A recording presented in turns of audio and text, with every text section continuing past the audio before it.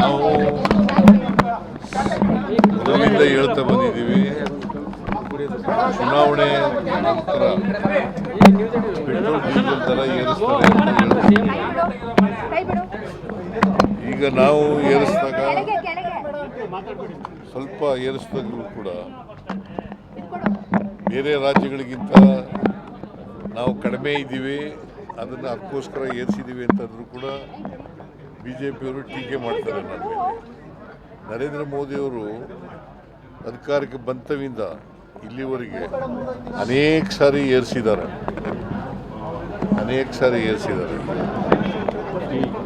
ಈಗಲೂ ಕೂಡ ಏರಿಸ್ತಾರೆ ಅಂತಕ್ಕಂಥದ್ದು ಗೊತ್ತಿತ್ತು, ನಮಗೆ ಎಕ್ಸ್ಪೆಕ್ಟೇಷನ್ ಇತ್ತು, ಏರಿಸಿದ್ದಾರೆ. ಅಲ್ಟಿಮೇಟ್ಲಿ ಡೀಸೆಲು ಪೆಟ್ರೋಲ್ ದರ ಏರಿಸೋದು ಇದೆಯಲ್ಲ, ಇದು ಜನರ ಜೀವನದ ಮೇಲೆ ಭಾಳ ಪರಿಣಾಮ ಬೀರ್ತದೆ. ವಿಶೇಷವಾಗಿ ರೈತರು, ಕಾರ್ಮಿಕರು, ಬಡವರು ಅವ್ರ ಮೇಲೆ ಭಾಳ, ಇವು ಬರೀ ಪೆಟ್ರೋಲ್ ಡೀಸೆಲ್ ಬಳಸೋರು ಇಲ್ಲೇ ಅಲ್ಲ. ಅದರಿಂದ ಇದನ್ನು ಖಂಡಿಸ್ತೇವೆ. ನರೇಂದ್ರ ಮೋದಿಯವರಿಗೆ ಈಗ ಏರಿಸಬೇಕಾದಂಥ ಅಗತ್ಯ ಇರಲಿಲ್ಲ, ಅದನ್ನು ವಾಪಸ್ ತಗೋಬೇಕು ಅಂತೇಳಿ ಒತ್ತಾಯ ಮಾಡ್ತೀವಿ.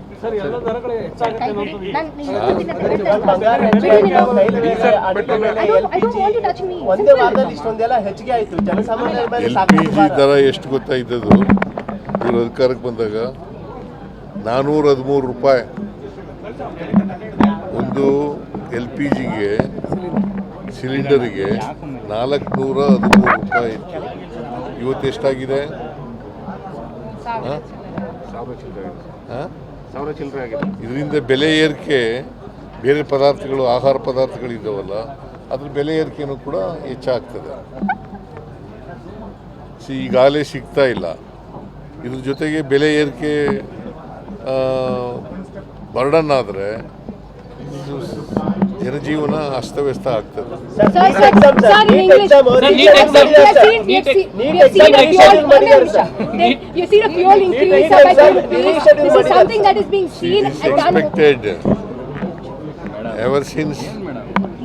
Ever since Narendra Modi ji became the Prime Minister of this country, he has been raising petrol, diesel and cylinders. Sir, NEET exam NEET ಕೂಡ ಅದು ಮಾಡೋದ್ರಲ್ಲಿ ವಿಫಲರಾಗಿದ್ದಾರೆ. ಅದನ್ನು ಸುಮಾರು ಅನೇಕ ವಿದ್ಯಾರ್ಥಿಗಳು ಪರೀಕ್ಷೆ ಬರೆದು ಮತ್ತೆ ಅದನ್ನು ಪ್ರಿಪೇರ್ ಆಗಬೇಕಾದಂಥ ಅನಿವಾರ್ಯತೆ.